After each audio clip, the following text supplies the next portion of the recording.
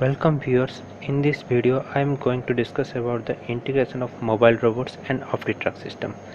Then I will solve the three problem statements. One is point tracking, second is circular path tracking, then the third is lemniscate path tracking. In integration part I have established a wireless connection between my mobile robots and the optitrack system. So after the integration of the mobile robots with my optitrack system, then I have to calibrate my optitrack system. The calibration procedure includes two parts. One is winding and other is ground plane setting.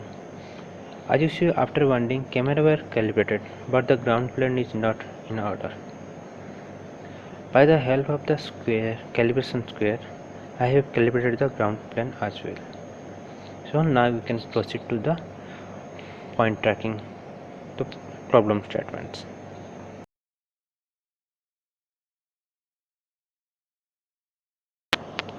After calibration, I am implementing the point tracking algorithm. Here I have set the tracking point is x equal to 10 cm and y equal to 10 cm with a tolerance band of plus or minus 10 cm. See, the current position is not the desired point. So the mobile robot will be going to calculate the error and try to minimize the error.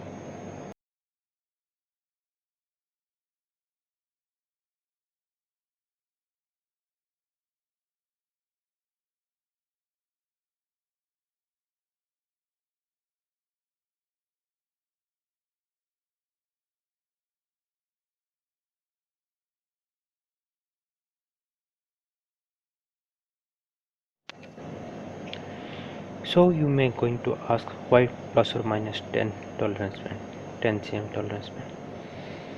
The mobile robots working on the principle of kinematics, not dynamics. So in mobile robots I am giving the input of linear velocity and angular velocity. If I will not provide any tolerance, then it will be reach the desired position and the velocity will be 0. But due to the momentum in the vehicle, it will be cross the desired position. Then as per the algorithm, there will be some error and it will start to move. Then the process will not going to stop. Here you can see the failure of the experiment.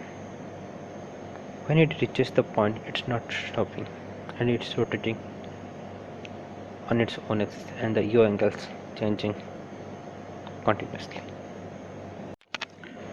Let's see when I take it outside the arena. We can see that x and y are constant. In x and z you can see x and z are constant and not changing at all. The markers are not inside the arena. Means the cameras are not capturing the markers. It cannot detect the markers because it's outside of the field of view. When it gets back to inside the arena, the tracking of mobile robot starts. Means the markers can be detected by the camera, and it again follow the desired point. Now let's discuss about the circular path. First of all, I have designed a circular path. The radius of the circle is 75 cm and center at origin. Then I am executing a algorithm. Now you can see that the robot always try to minimize the error between the circular path and its position. Here I am taking the tolerance level as 1 cm plus or minus 1 cm. Or I can take up to much less, up to 1 mm also. There will be not going to any problem. If we take the robot outside the path, then there will be huge error between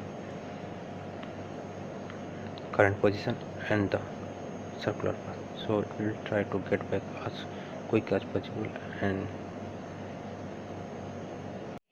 in the next problem I am going to explain about the lemniscate path tracking or figure of 8.